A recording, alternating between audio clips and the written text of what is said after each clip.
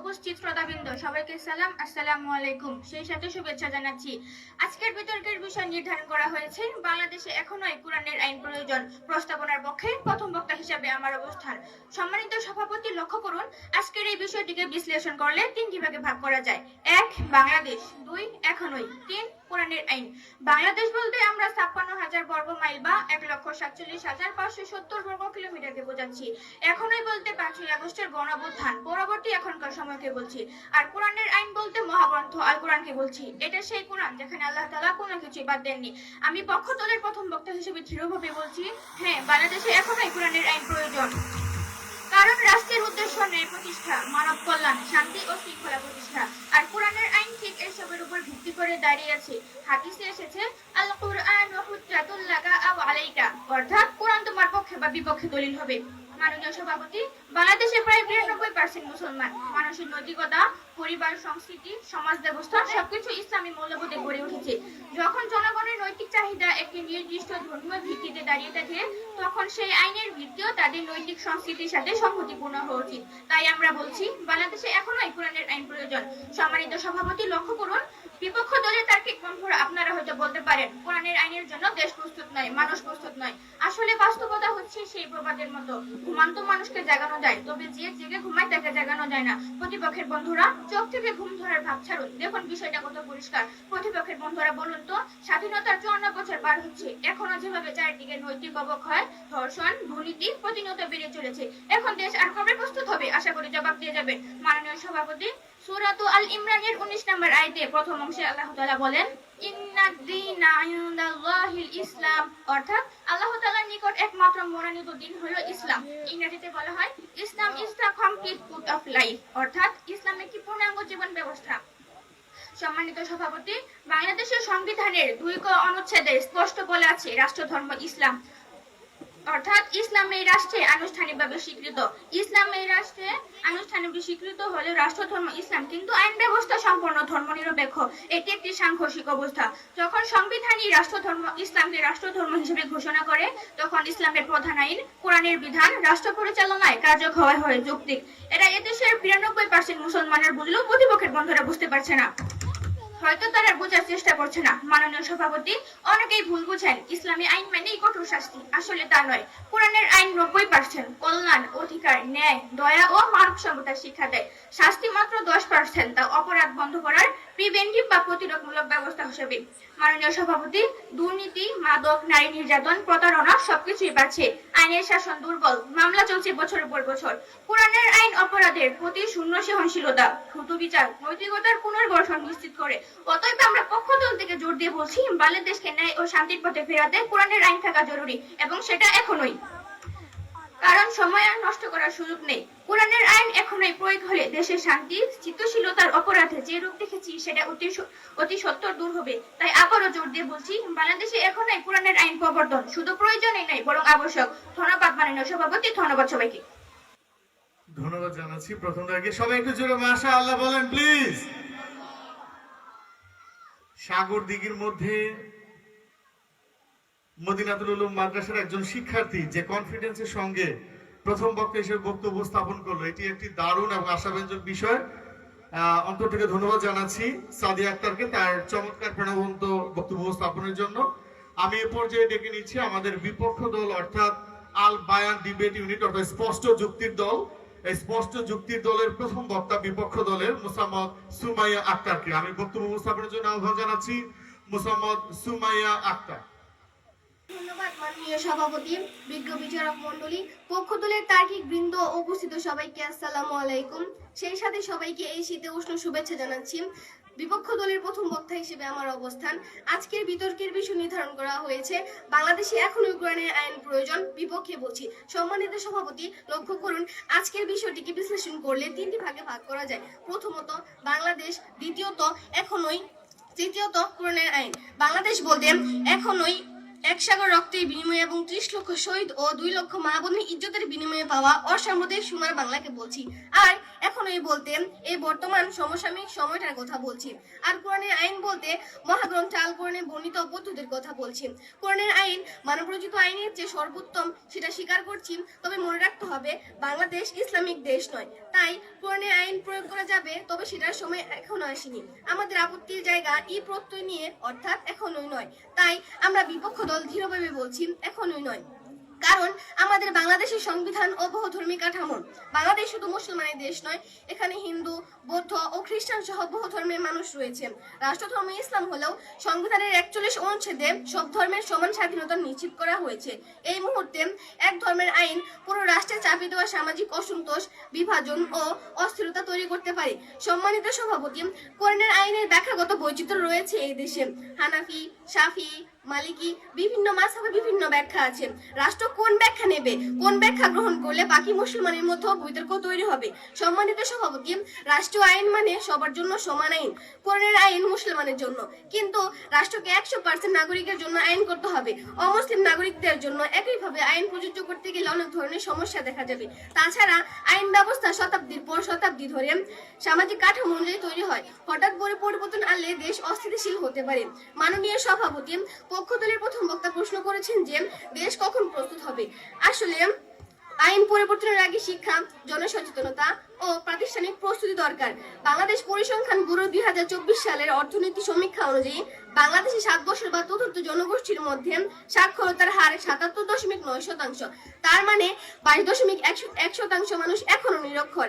এই যে বাংলাদেশের এক বৃহৎ অংশ নিরক্ষর থাকার দরুন তারা হঠাৎ এই পরিবর্তনশীলতার সুবিবেচনা করতে পারবে না। তাছাড়া প্রাতিষ্ঠানিক প্রস্তুতি যে কোনো পরিবর্তন করার আগে একটা ফ্যাক্টর হিসেবে কাজ করে, যার বিশাল ঘাটতি পরিলক্ষিত। তাই বলছেন কোরআনের আইন চালু করা উচিত নয়, এখনই একটু সময় নিয়ে সব দিক বিবেচনা করে তারপর চালু করা যেতে পারে। পক্ষ দলের বন্ধুরা, আপনারা বলেছেন এখনই কোরআনের আইন প্রয়োজন, তাহলে দয়া করে একটু বলুন তো, শিক্ষা ব্যবস্থা, অর্থনীতি, সামাজিক এসব কি এদেশে রাতারাতি মানে এখনই পুরো সিস্টেম পরিবর্তন করা সম্ভব? আশা করি জবাব দিয়ে যাবেন। মাননীয় সভাপতি, আমরা ইসলামের মূল্যবোধের বিরোধী নই, কিন্তু রাষ্ট্রীয় আইন হিসেবে এখনই পুরো কোরআনের আইন প্রণয়ন বাস্তবসম্মত নয়। বরং ইসলামের মাহাত্ম্য সবার মধ্যে সরিয়ে দিয়ে সবাইকে উপযোগী করেন কোরআনের আইন তারপর চালু করা যেতে পারে। প্রতিপক্ষের বন্ধুরা, আপনারা কল্পনার সাগরে ভাবছেন, আপনাদের অবস্থান হচ্ছে সেই কবিতার মতো, আহা কি সুন্দর রাতি, আকাশে উড়ে যায় এক পাল হাতি। তাই এমন আকাশে হাতি উড়া স্বপ্ন বাদ দিন, বাস্তবতা উপলব্ধি করুন। তাই আবারও বলছি, কোরআনের আইনের প্রবর্তনের সময় এখনো আসেনি। সময়, প্ল্যান, সবার মানসিক পরিবর্তনের পর চালু করা যেতে পারে। ধন্যবাদ সম্মানিত সভাপতি, ধন্যবাদ সবাইকে। ধন্যবাদ জানাচ্ছি। আর একটু সময় মাশাআল্লাহ বলি প্লিজ। দারুণ, চমৎকার, উপভোগ্য একটি বিতর্ক অনুষ্ঠিত হতে যাচ্ছে আজকের এই অনুষ্ঠানে। মদিনাতুল উলুম মাদ্রাসার পক্ষ থেকে যে আয়োজন এবং আজকের যে বিতর্কের বিষয়, আমি দেখতে পেলাম আমাদের সম্মানিত বেশ কিছু অভিভাবক এবং আরো কিছু উৎসাহী আমাদের দর্শক যারা ইতিমধ্যেই আমাদের এই মঞ্চের সম্মুখে এসে আসন গ্রহণ করেছেন, তাদেরকে জানিয়ে দিচ্ছি আজকে আমাদের যে বিতর্ক অনুষ্ঠানটি পরিচালিত হচ্ছে সেই বিতর্কের বিষয় নির্ধারণ করা হয়েছে বাংলাদেশে এখনই কোরআনের আইন প্রয়োজন। সেক্ষেত্রে দুটি দল আজকে বিতর্কে অংশ নিচ্ছে এই প্রতিষ্ঠানের পক্ষ থেকে, আল হিকমা ডিবেটার্স এবং আল বায়ান ডিবেট ইউনিট। আমরা পক্ষ এবং বিপক্ষ দলের প্রথম দুজন তার্কিকের বক্তব্য ইতিমধ্যে আমরা শুনেছি। আমি এই পর্যায়ে ডেকে নিচ্ছি আমাদের পক্ষ দলের দ্বিতীয় বক্তা মোসাম্মদ খাদিজা আক্তারকে। আমি বক্তব্য উপস্থাপনের জন্য আহ্বান জানাচ্ছি আমাদের পক্ষ দলের দ্বিতীয় বক্তা মোসাম্মদ খাদিজা আক্তার। ধন্যবাদ মাননীয় সভাপতি, সম্মানিত বিচারক বৃন্দ, বিরোধী দলের তার্কিক ও উপস্থিত শ্রোতাবৃন্দ, সবাইকে সালাম, আসসালামু আলাইকুম এবং শীতের উষ্ণ শুভেচ্ছা জানিয়ে আমি পক্ষ দলের দ্বিতীয় বক্তা হিসেবে আমার বক্তব্য উপস্থাপন করতে যাচ্ছি। আজকে আমাদের বিতর্কের বিষয় নির্ধারণ করা হয়েছে বাংলাদেশে এখনই কোরআনের আইন প্রয়োজন। আমি পক্ষ দলের দ্বিতীয় বক্তা হিসেবে প্রস্তাবনার পক্ষে সামাজিক, অর্থনৈতিক এবং বাস্তবমুখী যুক্তিগুলো তুলে ধরব। মাননীয় সভাপতি, বাংলাদেশে লাখ লাখ মামলা বছরের পর বছর ঝুলে থাকে। ন্যায় বিচার পেতে মানুষের জীবন শেষ হয়ে যায়। কোরআনের আইন বিচার দ্রুত করার উপর গুরুত্ব দেয় এবং এতে সাক্ষ্য প্রমাণ, প্রক্রিয়া ও শাস্তির স্পষ্ট নিয়ম রয়েছে। যেখানে ন্যায় বিচার দ্রুত, সেখানে সমাজে অপরাধ নিজে থেকেই কমে যায়। ব্রিটিশ নেতা উইলিয়াম ই গ্লাডস্টোন বলেছেন, justice delayed is justice denied, যার বাংলা অর্থ হচ্ছে বিলম্বিত বিচার মানে ন্যায় বিচার অস্বীকার করা। সম্মানিত সভাপতি, কুরআন দারিদ্র্যের বিরুদ্ধে যুদ্ধ ঘোষণা করেছে যাকাত, সদকা, ইনসাফের মাধ্যমে। সুদ ভিত্তিক অর্থনীতি মানুষের উপর অন্যায়ভাবে চাপ তৈরি করে। ইসলামী অর্থনীতি সুদবিহীন, ন্যায় ভিত্তিক এবং সম্পদ পুনর্বন্টনের মাধ্যমে সমাজে ভারসাম্য আনে। সম্মানিত সভাপতি, বর্তমান সমাজে বিবাহ বিচ্ছেদ, পরিবার ভাঙন, দায়িত্বহীনতা বেড়েছে। কুরআনের আইন পরিবারকে কেন্দ্র করে তৈরি, স্বামী স্ত্রীর অধিকার স্পষ্ট, সন্তানের অধিকার সুরক্ষিত, উত্তরাধিকার নির্ধারিত। পরিবার শক্তিশালী হলে সমাজ শক্তিশালী হয়। তাই কুরআনের আইন বাংলাদেশে এখনই প্রয়োজন। মাননীয় সভাপতি, বিপক্ষ দলের প্রথম বক্তা প্রশ্ন করেছেন, আইন আদালত সবকিছু রাতারাতি পরিবর্তন সম্ভব কিনা। আসলে দেখুন, কুরআনের আইন চালু নিয়ে আপনারা যেভাবে হা হুতাশ করছেন, তাতে মনে হচ্ছে এই ধারণা শুধু বাংলাদেশেই নয়, বরং পুরো পৃথিবীতেই নতুন। আপনাদের কাছে জানাচ্ছি, সৌদি আরব, ইরান, আফগানিস্তান, ব্রুনাই সহ অনেক দেশ রয়েছে যেখানে ইসলামী শরিয়াহ অনুযায়ী পরিচালিত হচ্ছে। তাতে কি তারা আমাদের যে কোন অংশে পিছিয়ে আছে? কুরআনের আইন মুসলিমদের পাশাপাশি সব ধর্ম ও নাগরিকের অধিকার রক্ষা করে। প্রতিপক্ষের বন্ধুরা, সংবিধানের রাষ্ট্র ধর্ম ইসলাম থাকলেও আইন ব্যবস্থা পুরোপুরি ধর্মনিরপেক্ষ। এটা কি আপনাদের কাছে সাংঘর্ষিক মনে হয় না? আশা করছি প্রশ্নের জবাব পাবো। সম্মানিত সভাপতি, আল কুরআনের সূরা আল মায়দা এর 49 নম্বর আয়াতে আল্লাহ তাআলা বলেছেন, ওয়া আনিহকুম বাইনাহুম বিমা আনজালাল্লাহু ওয়া লা তাত্তাবি আহওয়াআহুম। আয়াতের অর্থ হচ্ছে, আল্লাহ যা নাজিল করেছেন তা দিয়ে হুকুম করুন, অর্থাৎ আল্লাহর জমিনে আইন হবে তার বিধান অনুযায়ী। মাননীয় সভাপতি, কুরআনে ঘুষ, প্রতারণা, সরকারি সম্পদ আত্মসাৎ ইত্যাদির বিরুদ্ধে কঠোর নিষেধাজ্ঞা আছে। রাষ্ট্র যদি কুরআনের বিধান অনুসরণ করে দুর্নীতির শাস্তি দেয়, তাহলে দুর্নীতি ব্যাপকভাবে কমে যাবে। শুধু তাই নয় মাননীয় সভাপতি, ইসলামী আইন নারীর অধিকার, শ্রমিকের অধিকার, এতিমের অধিকার সুরক্ষিত করে। আজকের সমাজে আমরা দুর্বল শ্রেণীর অধিকার রক্ষা করতে ব্যর্থ। কুরআনের আইন তাদের রক্ষা কবচ। সবশেষে বলবো, কুরআনের আইন মানে পাথর যুগে ফিরে যাওয়া নয়, এটি পৃথিবীর সবচেয়ে নৈতিক ও মানবিক আইন ব্যবস্থার পুনঃপ্রতিষ্ঠা। বাংলাদেশ এই পথে একমাত্র শান্তি ও শৃঙ্খলা ফিরে পাবে। তাই আবারও জোর দিয়ে বলছি, বাংলাদেশে এখনই প্রয়োজন কুরআনের আইন। ধন্যবাদ সম্মানিত সভাপতি, ধন্যবাদ সবাইকে। মাশাআল্লাহ, অসংখ্য ধন্যবাদ জানাচ্ছি মোসাম্মদ খাদিজা আক্তারকে। স্পষ্ট অথচ যৌক্তিক এভাবে তার বক্তব্য স্থাপনের জন্য। আশা করছি আমাদের যারা দর্শক হিসেবে যারা রয়েছেন প্রত্যেকেই খুব দারুণভাবে এটি উপভোগ করতে পারছেন, এবং আমাদের সম্মানিত বিচারক প্যানেলে যারা রয়েছেন তারা অত্যন্ত চুলচেরা বিশ্লেষণের মাধ্যমে কিন্তু প্রত্যেক তার্কিককে তারা ফাইন্ড আউট করছেন। কারণ যেহেতু আজকের বিতর্কের পর পক্ষ বিপক্ষের মধ্য থেকে বিজয়ী দলের পাশাপাশি যিনি শ্রেষ্ঠ বক্তা হবেন তাকেও আমরা যেহেতু নির্বাচন করব, সেক্ষেত্রে প্রত্যেক দলের প্রত্যেক তার্কিকের বক্তব্য এবং তাদের মোট নম্বরটা জানা আমাদের জন্য জরুরি। সবাইকে স্বাগত জানাচ্ছি আরো একবার।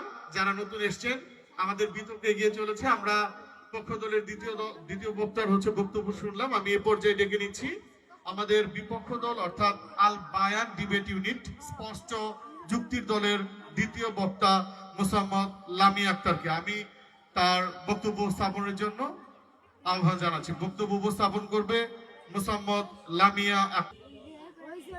ধন্যবাদ মাননীয় সভাপতি, সম্মানিত বিচারক বৃন্দ, বিরোধী দলের তার্কিক বৃন্দ, উপস্থিত সুধী সবাইকে সালাম, আসসালামু আলাইকুম এবং শুভেচ্ছা জানাচ্ছি। আজকে বিতর্কের জন্য নির্ধারিত বিষয় বাংলাদেশে এখনোই কোরআনের আইন প্রয়োজন। বিপক্ষ দলের দ্বিতীয় বক্তা হিসেবে আমার সুস্পষ্ট অবস্থান।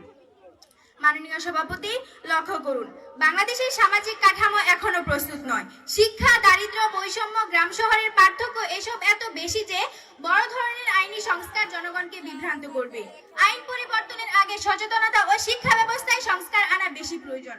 শুধু তাই নয় মাননীয় সভাপতি, বর্তমান আইন নারীর কর্মসংস্থান, সম্পত্তির অধিকার, বিবাহ বিচ্ছেদের সুরক্ষা সবই দেয়। হঠাৎ ধর্মীয় আইন চালু করলে নারী সমাজের সুযোগ ও স্বাধীনতা কমে যাওয়ার আশঙ্কা না থাকলেও অতি বুদ্ধিজীবীরা নানা রকম কথা বলে নারী সমাজকে খেপিয়ে তুলতে পারে, যেটা বহির্বিশ্বে আমাদের দেশ সম্পর্কে মন্দবার্তা দিবে। মাননীয় সভাপতি, ইসলামী ব্যাংকিং চালু আছে, কিন্তু সম্পূর্ণ সুদবিহীন অর্থনীতি চালাতে দেশের পুরো বাণিজ্য ব্যবস্থা পাল্টাতে হবে, যা তাৎক্ষণিক সম্ভব নয়। হুট করে সিদ্ধান্ত নিলে বিদেশি বিনিয়োগ কমতে পারে, কারণ বৈশ্বিক অর্থনীতি ধর্মীয় আইন ভিত্তিক নয়। মাননীয় সভাপতি, পক্ষ দলের দ্বিতীয় বক্তা প্রশ্ন করেছেন, রাষ্ট্র ধর্ম এবং সাংবিধানিক ব্যবস্থা সাংঘর্ষিক কিনা। আসলে রাষ্ট্র ধর্ম মানে ধর্মীয় পরিচয়, কিন্তু আইন মানে নাগরিক অধিকার। সুতরাং এটা সাংঘর্ষিক নয়, বরং ভারসাম্য। বাংলাদেশের ধর্মীয় রাষ্ট্রীয় আইন সব নাগরিকের জন্য এক হতে হয়। তাছাড়া তৃতীয় বিশ্বের উন্নয়নশীল দেশে প্রচলিত আইনের প্রয়োগ হয় দুর্গম। তাই হুট করে পরিবর্তন নয়, বরং আইন প্রয়োগ শক্তিশালী করতে হবে। প্রতিপক্ষের বন্ধুরা, বাংলাদেশে বহু ধর্মের মানুষ আছে। মুসলমানদের আইন অমুসলিমদের উপর প্রয়োগ করা কি ন্যায়সঙ্গত? তাছাড়া ইসলামী ব্যাংকিং অনেক বছর ধরে চলছে, কিন্তু পুরো অর্থনীতিকে এক ধাপে সুদমুক্ত করা সম্ভব? আশা করছি সঠিক উত্তর দিয়ে যাবেন। মাননীয় সভাপতি, লক্ষ্য করুন, বাংলাদেশ বহু আন্তর্জাতিক মানবাধিকার চুক্তির স্বাক্ষরিত সদস্য। এখন এই হুট করে কোরআনের আইন চালু করলে, শিরচ্ছেদ বা হাত কাটার মতো কঠিন শাস্তি নিশ্চিত করলে আন্তর্জাতিক চাপ আসবে, যা সামাল দেওয়া আমাদের পক্ষে কঠিন হবে। তাই প্রতিপক্ষের রাজনীতিদের বলবো, আবেগ নয়, বাস্তবতা দিয়ে উপলব্ধি করুন এই সময়ে এই প্রস্তাবনার যৌক্তিকতা কতটুকু, ইসলামী মূল্যবোধ শতভাগ গ্রহণযোগ্য, এটা স্বীকার করতে কোনো সংকোচ নেই। তবে পুরো ব্যবস্থায় রাতারাতি পরিবর্তন অযৌক্তিক, কারণ আজকে আমরা যে বিতর্কের মঞ্চে দাঁড়িয়ে কথা বলছি, সেই মঞ্চটা সাজাতে কিন্তু প্রথমে একটা পরিকল্পনা করা হয়েছে, এরপর প্রস্তুতি শুরু, এরপর ধাপে ধাপে পোস্টার, ব্যানার, মঞ্চসজ্জা, লাইটিং করে চূড়ান্ত ধাপে আজ আমরা এখানে দাঁড়িয়ে কথা বলছি। সুতরাং একবার ভাবুন, একটা বিতর্কের মঞ্চের জন্য যদি এত ধাপ অতিক্রম করতে হয়, সেখানে একটা পুরো রাষ্ট্রের আইন বিচার ও শাসন ব্যবস্থা হুট করে পরিবর্তন অসম্ভবই নয়, বরং অবাস্তব। তাই আমরা আবারও জোর দিয়ে বলছি, বাংলাদেশে কোরআনের আইন প্রয়োজন আছে, তবে তা এখনোই নয়। ধন্যবাদ সম্মানিত সভাপতি, ধন্যবাদ সবাইকে। মাশাআল্লাহ, একটু জোরে বলি আমরা সবাই। আমাদের বিপক্ষ দলের দ্বিতীয় বক্তা মোসাম্মদ লামিয়া আক্তার অত্যন্ত যৌক্তিক এবং শানিত ক্ষুরোধার যুক্তির মাধ্যমে বিপক্ষ দলের দ্বিতীয় বক্তা হিসেবে তার বক্তব্য উপস্থাপন করলেন। আমরা চলে এসেছি প্রথম বক্তার, দ্বিতীয় বক্তার শেষ যিনি বক্তা আজকের পক্ষ দলের, অর্থাৎ আজকের পক্ষ দলের তৃতীয় বক্তা অর্থাৎ দলনেতা আল হিকমা ডিবেটার্স, বুদ্ধিমত্তার দল। সেই বুদ্ধিমত্তা দলের বুদ্ধির ঝলকানি আমরা এবারে শুনবো। আমি বক্তব্য উপস্থাপনের জন্য আহ্বান জানাচ্ছি আমাদের পক্ষ দলের দলনেতা তথা তৃতীয় বক্তা মোসাম্মদ তাইবা আকন্দকে। বক্তব্য উপস্থাপন করবে তাইবা আকন্দ। ধন্যবাদ মাননীয় সভাপতি, সম্মানিত বিচারক বৃন্দ, বিরোধী দলের তার্কিক ও উপস্থিত সুধী সবাইকে সালাম, আসসালামু আলাইকুম, এবং আমার পক্ষ থেকে একরাশ প্রীতি ও শুভেচ্ছা জানাচ্ছি। আজকে আমাদের যে বিতর্কের বিষয় নির্ধারণ করা হয়েছে, বাংলাদেশে এখনই কোরআনের আইন প্রয়োজন। পক্ষ দলের দলনেতা হিসেবে আমার অবস্থান। মাননীয় সভাপতি, বিপক্ষ দলের বক্তারা প্রশ্ন করেছেন, বাংলাদেশের মতো বহু ধর্মী লোকের যেখানে বাস, সেখানে নাকি কোরআনের আইন সামঞ্জস্যহীন। এসব অভান্তর যুক্তি নিতান্তই হাস্যকর এবং বেহুদার প্রলাপ ছাড়া অন্য কিছুই নয়। প্রতিপক্ষের বন্ধুরা, আপনাদের জ্ঞাতার্থে বলছি, কোরআনের আইনে অমুসলিমদের নিজস্ব ধর্মীয় স্বাধীনতার কথা স্পষ্ট জোর দিয়ে বলা হয়েছে। সূরা বাকারা 256 নম্বর আয়াতে প্রথম অংশে মহান আল্লাহ তাআলা বলেন, লা ইকরাহা ফিদ্দিন, অর্থাৎ দিনের ব্যাপারে কোনো জোর জবরদস্তি নেই। তাই প্রতিপক্ষের বন্ধুদের বলবো, প্রতিপক্ষের বন্ধুরা আবারও প্রশ্ন করেছেন, ইসলামের কঠোর শাস্তি নাকি মানবাধিকার বিরোধী। আসলে বাস্তবতা হলো, কোরআনের শাস্তি অপরাধ প্রতিরোধের জন্য। এটি বাস্তবের প্রয়োগের আগে কঠিন প্রমাণের মান বজায় রাখতে হয়, যা বিষয়টি অত্যন্ত ন্যায়পরায়ণ এবং তা কোনোভাবেই মানবাধিকার লঙ্ঘন নয়। সুনানে আবু দাউদ শরীফের 2500 নং হাদিসে মহান আল্লাহ তাআলার রাসূল সাল্লাল্লাহু আলাইহি ওয়াসাল্লাম বলেছেন, মা তারাকা কওমুল জিহাদ ইল্লা সাল্লাতুল্লাহু আলাইহিম যুল্লা। যখন কোন জাতি আল্লাহর আইন অমান্য করে, তাদের উপর শত্রু লাঞ্ছনা চাপিয়ে দেওয়া হয়। বর্তমানে অনেক মুসলিম দেশে দুর্দশা, অসহায়ত্বের মূল কারণ হচ্ছে কোরআনের আইন ধারণ না করার কারণে। আজকে প্রতিপক্ষের বন্ধুরা তর্কের খাতিরে বারবার যে জিনিসের উপর জোর দিলেন, তা হলো কোরআনের আইন বাস্তবায়নের জন্য নাকি দেশটা প্রস্তুত নয়। আসলে অনিয়ম, দুর্নীতি, সুদ, ঘুষ, পাপাচার প্রতিপক্ষের বন্ধুদের মগজটাকে দখল করে আছে। তাই কোরআনের আইন নিয়ে এত ভয়, আর সেজন্য প্রস্তুতির মতো একটা হাস্যকর বিষয় উপস্থাপন করলেন। মাননীয় সভাপতি, যখন বর্তমান সমাজ অন্যায়, অবিচার, নৈতিক অবক্ষয় সহ হাজারো পাপাচারের মধ্যে ডুবে আছে, তখন নৈতিক আইন নামে কোরআনের আইন প্রণয়নই হলো প্রস্তুতির প্রথম ধাপ। মাননীয় সভাপতি, কোরআনের আইন ন্যায়ের আইন, সমতার আইন ও মানব কল্যাণের আইন। কোরআনের আইন মাদক, ধর্ষণ সহ সব সমস্যার বিরুদ্ধে, আর কোরআনের আইনে কার্যকর সমাধান রয়েছে। আমাদের বাংলাদেশের সংবিধান ইসলামকে রাষ্ট্রধর্ম বানিয়েছে। এটি বাস্তবের প্রয়োগের সময় এসেছে। কোরআনের আইন মানে ভয় নয়, বরং নিরাপত্তা সবার জন্য। তাই প্রতিপক্ষের বন্ধুদের বলবো, এই দেশ মুসলমানদের দেশ। এই দেশের মানুষ ন্যায়, শান্তি ও নিরাপত্তা চায়। যে আইন মানুষের হৃদয়ে বেশি বিশ্বাস জাগায়, সে আইনই বেশি কার্যকর। তামাম দুনিয়া সহ সকল সমস্যা ও তার সমাধান খোঁজার একমাত্র আশ্রয়স্থল শব্দে, বাক্যে, আয়াতে সব ধরনের মানুষের মৌলিক মানবিক অধিকার নিশ্চিতের উপর জোর দিয়েছেন। এবং আল্লাহ তাআলা আরো বলেছেন সূরা আরাফের 54 নম্বর আয়াতে আল্লাহ তাআলা বলেছেন, আমি এই কিতাবে কোনো কিছু বাদ দিইনি। সুতরাং প্রতিপক্ষের বন্ধুদের বলবো, আমাদের সাথে কণ্ঠ মিলিয়ে বলুন, সময় এসেছে বাংলাদেশে কোরআনের আইন প্রতিষ্ঠা করার। সম্মানিত উপস্থিতি, আপনারা সকলেই জানেন সম্প্রীত উসমান হাদির ঘটনার কথা, যে কিনা ইনকিবাল মঞ্চ নামে একটি রাজনৈতিক সাম্প্রতিক প্ল্যাটফর্মের মুখপাত্র এবং বাংলাদেশের 2024 সালের বৈষম্য বিরোধী ছাত্র আন্দোলনের প্রধান সমন্বয়কদের সম্মুখ হত্যার উদ্দেশ্যে 12 ডিসেম্বর 2025 বিকাল 2:25 দিকে ঢাকা বিজয়নগরের মঞ্চ কালবার্ট রোডের সামনে দর্শকরা বর্বরচিতভাবে মামলা করেছিলেন। আমরা তার তীব্র প্রতিবাদ জানাই এবং তার সুস্বাস্থ্য কামনা করছি। তাই আজকে যদি বাংলাদেশে কোরআনের আইন বাস্তবায়ন থাকতো, তাহলে আজকে উসমান হাদির মতো এরকম নির্মম হত্যা শিকার হতো না। এই জন্য বাংলাদেশে এখনই প্রয়োজন কোরআনের আইন। সূরাতুল আরাফের 54 নং আয়াতে আল্লাহ তাআলা আরো বলেন, আলা লাহুল খালকু ওয়াল আমর, সৃষ্টি যার, হুকুম চলবে তার। তাই প্রতিপক্ষ এবং উপস্থিতি সকলকে বলছি, কোরআনের আইন বাস্তবায়ন করা আমাদের সকল মুসলমানের একমাত্র লক্ষ্য ও উদ্দেশ্য।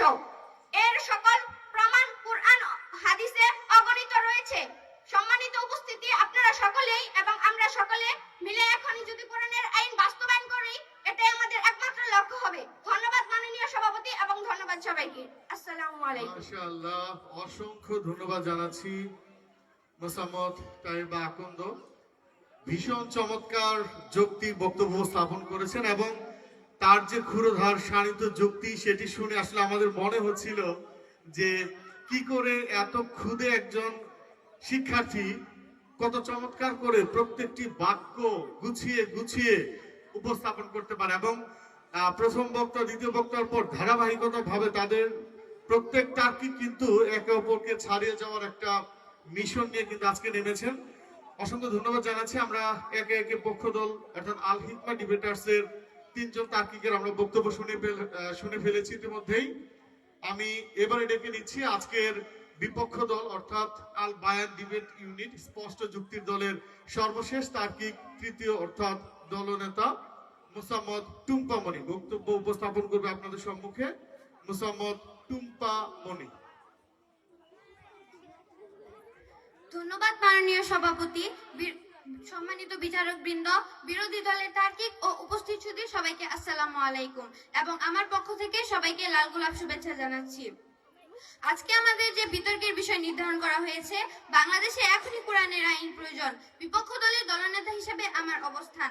মাননীয় সভাপতি, প্রতিপক্ষের বন্ধুরা বলেছে এদেশের অধিকাংশ জনগণ মুসলমান, তাই ইসলামী আইন চাই। হ্যাঁ, ইসলামী আইন আমরাও চাই, তবে বাস্তবতা কি বলে দেখুন। একটি রাষ্ট্র জনগণের ধর্ম দেখে নয়, সবার অধিকার দেখে আইন করে। মাননীয় সভাপতি, তারা বলেছে কোরআনের আইন মানবিক। হ্যাঁ, মানবিক, তবে এই মানবিকতা আধুনিক আইনও আছে। মানবাধিকার, নারী অধিকার, শিশু অধিকার সবই আইনগতভাবে সুরক্ষিত। প্রতিপক্ষের বন্ধুরা বলেছে এখনই কোরআনের আইন চালু করলে অপরাধ কমবে, কিন্তু সত্যি হচ্ছে এটাই যে চোরে না শুনে ধর্মের কাহিনী। অপরাধ কমার জন্য আইন পরিবর্তন নয়, আইন প্রয়োগের দক্ষতা ও ন্যায় বিচার নিশ্চিত করাই বেশি গুরুত্বপূর্ণ। মাননীয় সভাপতি, প্রতিপক্ষের বন্ধুরা বলছে বাংলাদেশের সংবিধানে রাষ্ট্রধর্ম ইসলাম আছে, তাই এর মানে কিন্তু এটা নয় এখনই কোরআনের আইন চালু করতে হবে, কারণ সংবিধান একই সাথে সকল ধর্মের সমান অধিকার নিশ্চিত করেছে। আর রাষ্ট্রধর্ম থাকা মানেই ধর্মভিত্তিক আইন চালু করা বাধ্যতামূলক নয়। মাননীয় সভাপতি, লক্ষ্য করুন, আইনি পরিবর্তন হতে হবে ধীরে, সামাজিক ঐক্যমত্যের মাধ্যমে। হুট করে পরিবর্তন হিতে বিপরীত হওয়ার সম্ভাবনা প্রবল। তাছাড়া ধর্মীয় মূল্যবোধ গ্রহণযোগ্য, কিন্তু রাষ্ট্রীয় আইন বৈচিত্র্যময় জনগোষ্ঠীর জন্য হওয়া উচিত। মাননীয় সভাপতি, প্রতিপক্ষের বন্ধুরা বলেছেন আমরা কেন কোরআনের শাস্তির বিষয়টি সামনে নিয়ে আসছি। আসলে বাংলাদেশ বিভিন্ন মানবাধিকার ও আন্তর্জাতিক চুক্তিতে স্বাক্ষর করা দেশ। সেসব সংস্থা বা দেশ ইসলামিক আইনে চলে না।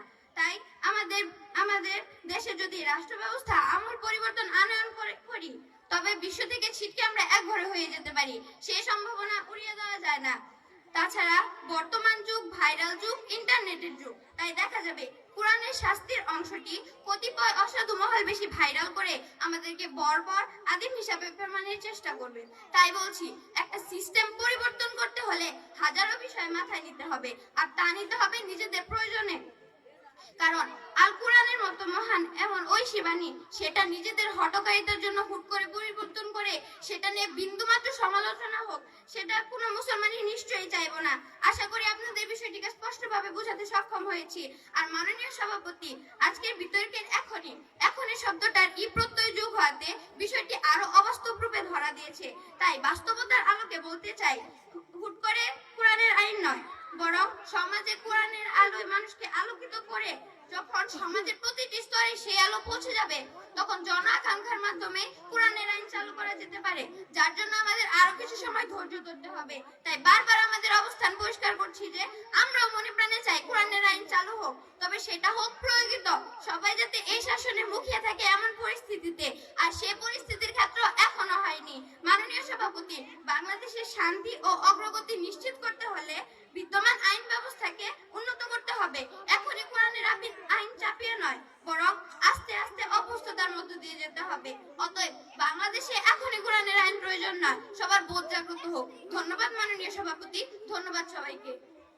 মাশাআল্লাহ, অসংখ্য ধন্যবাদ জানাচ্ছি টুম্পা মনিকে। এবং টুম্পা মনির বক্তব্যের সাথে সাথেই শেষ হয়ে গেল আমাদের দুদলের তার্কিকের যে মূল বক্তব্য। এবং দুদলের তার্কিকদের বক্তব্য আমরা যারা দর্শক হিসেবে ছিলাম বা যারা বিভিন্ন কাজে যারা সম্পৃক্ত ছিলাম তারা প্রত্যেক অনুধাবন করেছি। এবং দুদলের 6 জন তার্কিক তাদের বক্তব্য স্থাপনের জন্য অসংখ্য ধন্যবাদ জানাচ্ছি। তাদের জন্য বিচারক প্যানেলে যারা রয়েছেন তাদের